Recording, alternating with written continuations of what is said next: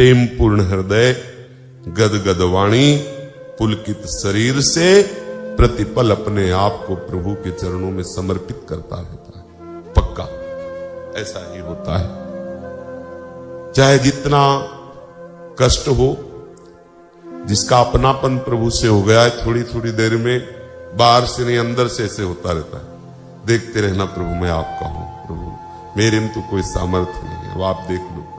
थोड़ी थोड़ी देर में मन वचन कर्म से शरणागत होते हुए भी बार बार शरणागत होता रहता है, समर्पित होते हुए भी।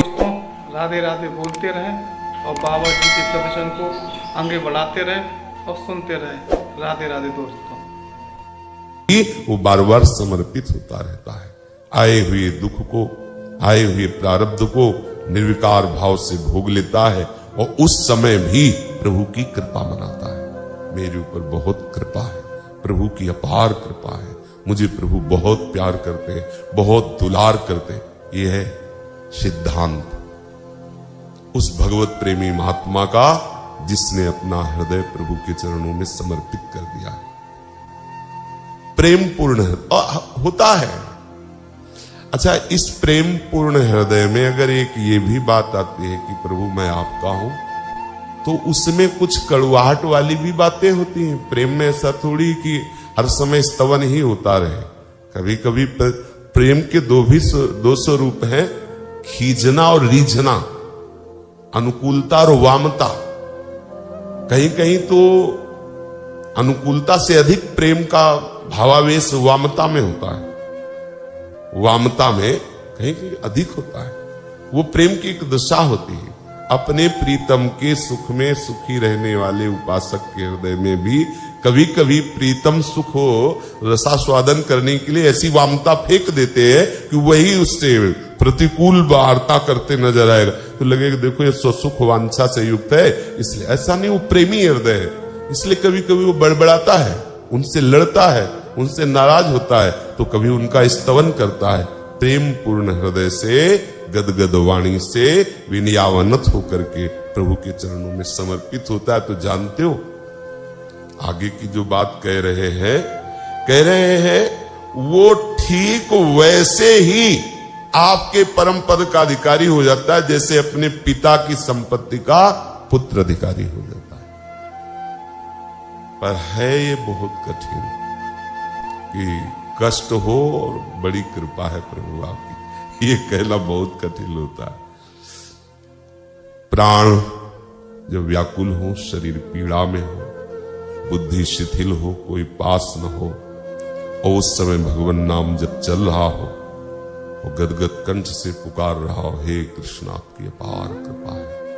यह है महाभागवत का स्वरूप। वही सामर्थ्य देते हैं, दूसरे की सामर्थ्य तो नहीं है, वही सामर्थ्य देते हो। ऐसे प्रायः प्रेमी जनों के जीवन ऐसे ही होते हैं।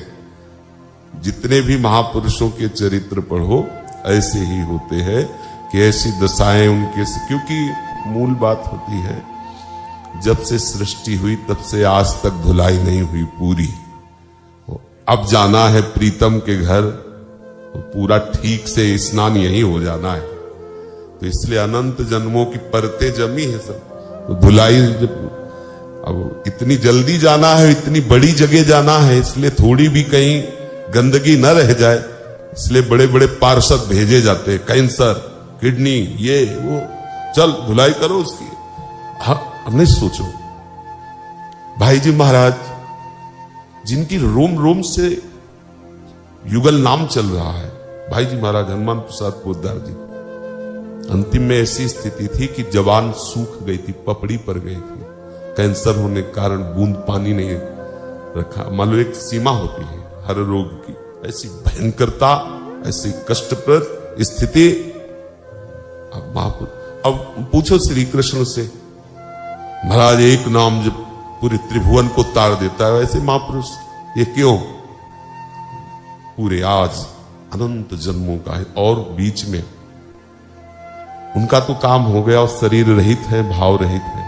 जहां देखते हैं कि अमुक साधक प्रारब्ध की चपेट में नष्ट होने जा रहा है, बिना किसी परिचय के सीधे वो प्रारब्ध इधर अपने में कर लेते हैं।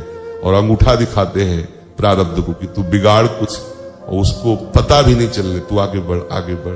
तो ये बड़े बड़े जो महापुरुष जन हैं, पहली बात तो ये होती है कि पूरा हिसाब है, अनंत जन्मों की धुलाई सफाई सब, क्योंकि आखिरी अब अपने प्रीतम की मिलन सैया में जा रहे हैं, तो पूरा श्रृंगार होके जाएंगे, कोई गंदगी नहीं रह जाएगी, अनंत जन्म। और दूसरी बात, वो इतने करुणामय होते हैं, उनका इतना करुणामय स्वभाव होता है कि वो दूसरों को जो भगवत प्राप्ति करना चाहते हैं, ऐसे नहीं, और भी गंभीर बात है, जैसे एक कष्ट पा रहा है, वो विषयी है, उनकी दृष्टि गई, उनके लिए सब मंगल में है, लेकिन उनका संकल्प नहीं बनेगा, ध्यान रखना। और एक है भगवत प्राप्ति के लिए प्रयासरत है, प्रारब्ध आकर के उसे नष्ट करना चाहता है, और वो बिना किसी प्रार्थना के वो संकल्प कर देंगे और उस प्रारब्ध को नष्ट कर देंगे, या प्रारब्ध को स्वयं भोग लेंगे, और उस उपासक की उपासना में बाधा भी नहीं पड़ने देंगे, और उसे जानने भी नहीं देंगे। इसीलिए ऐसे बड़े बड़े महापुरुष जनों को इतना भयंकर देखा गया, ऐसा भयंकर कष्ट, मतलब आश्चर्य है, भयंकर। अगर 2 बूंद जल डालो तो ऐसे मुंह फैलाए और 2 बूंद और पड़ जाए, दरिया बह रही है, लेकिन उनके लिए 2 बूंद और ले डाला जाएगा, क्योंकि कैंसर भयंकर फैला हो, ये लीलाएं चलती रहती। ऐसी स्थिति में भी वो मनाते रहते हैं कि आपकी हमारे ऊपर अपार कृपा। वीडियो को लाइक करें और चैनल को सब्सक्राइब करें, और राधे राधे कमेंट में जरूर लिख दिया करें।